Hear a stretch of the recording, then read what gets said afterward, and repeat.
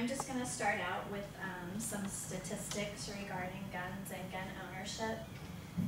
Felons were associated with selling or purchasing firearms in 46% of the gun show investigations.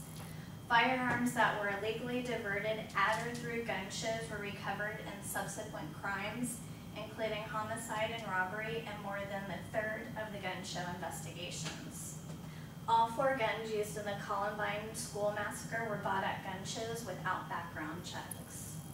In America, there are approximately 270 million firearms possessed by civilians, and only 897,000 of them are carried by police.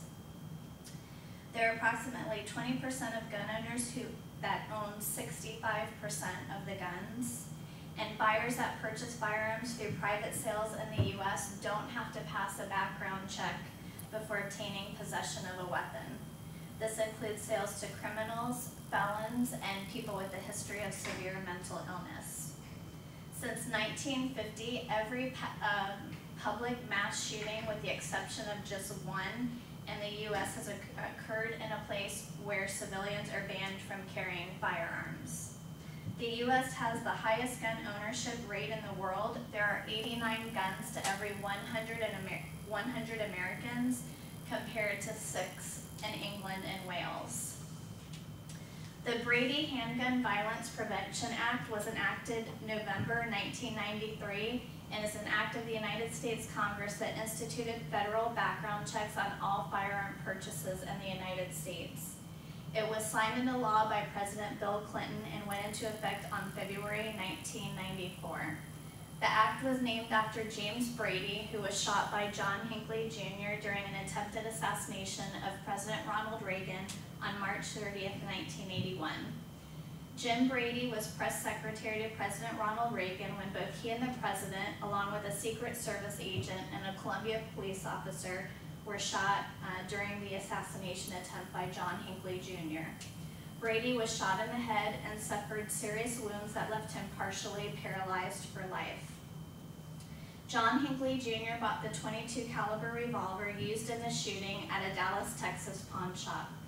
In his in his purchase application that he filled out before taking possession of the weapon, he provided a false home address on the form, and he showed an old Texas identification as proof that he lived there, and this was constituted as a felony offense. Additionally, Hinckley had been arrested 4 days earlier at the Metropolitan Airport in Nashville, Tennessee, when he attempted to board an American Airlines flight for New York with 3 handguns and a carry-on bag full of ammunition. That same day, President Jimmy Carter was in Nashville and scheduled to travel to New York. Hinckley had been under psychiatric care prior to his gun purchase. Sarah Brady, who is Jim's wife, became active in the gun control movement a few years after the shooting. She joined the Board of Handgun Control in 1985 and later became its chair in 1989. 2 years later, she became chair of the Center to Prevent Handgun Violence, and according to Sarah Brady, had a background check been conducted on Hinckley, it could have detected some or all of his important criminal and mental history. The Brady Act requires that background checks be conducted on individuals before a firearm can be purchased from a federally licensed dealer, manufacturer, or importer, unless an exception applies. If there are no additional state restrictions, a firearm may be transferred to an individual upon approval by the National Instant Criminal Background Check System, and this is maintained by the FBI.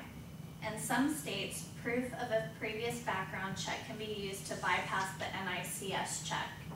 For example, a state-issued concealed carry permit usually includes a background check equivalent to the one required by the Act. Other alternatives to the NICS check include state-issued handgun purchase permits or mandatory state or local background checks. Currently, there are 92% of background checks through NICS that are completed while the FBI is still on the phone with the gun dealer. In rare cases, a purchaser may have to wait up to 3 business days if the NICS system fails to positively approve or deny his or her application to purchase a firearm. If a denial is not issued within those 3 days, The transfer may be completed at that time. From the time when the gun control measures of the Brady Act were enacted on March 1st, 1994 through the end of 2008, the federal government processed more than 97 million applications for gun transfers or permits, and almost 1.8 applications were denied. Unfortunately, current law requires criminal background checks only for guns sold through licensed firearm dealers, which account for just 60% of all guns sales in the United States. A loophole in the law allows individuals not engaged in the business of selling firearms to sell guns without a license and without processing any paperwork. That means 2 out of every 5 guns that are sold in the United States change hands without a background check. Though commonly referred to as a gun show loophole, the private sales described above include guns sold at gun shows, through classified ads, the internet, and between individuals virtually everywhere. Unfortunately, only 6 states require universal background checks on all firearm sales at gun shows. 3 more states require background checks on all handgun sales made at gun shows. 7 other states require purchasers to obtain a permit and undergo a background check before buying a handgun. Florida allows its counties to regulate gun shows by requiring background checks on all firearm purchases at these events. There are 33 states that have taken no action whatsoever to close the gun show loophole. Making the system of background checks fair and consistent isn't hard to understand. If you don't think there should be 2 different sets of rules, leveling the playing field and expanding the effective national instant criminal background check system is definitely the way to go.